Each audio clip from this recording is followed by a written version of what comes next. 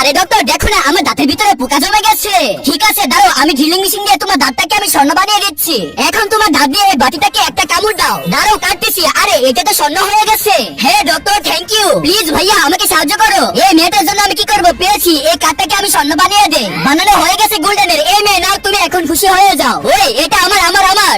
এই তোমরা দাঁড়াও, ঝগড়াঝাটি বন্ধ করো। ভাই দেখেন না, এই সেন্টটা আমার না, এটা আমার। এখন এই দুটার জন্য কিছু করতে হবে। এই যে পাতা পেয়েছি, এখন এটাকে স্বর্ণ বানিয়ে দিব। আরে এটা কি দেখো, আমি দাঁত দিয়ে কেটে দিয়ে তোমাদেরকে স্বর্ণ বানিয়ে দিয়েছি।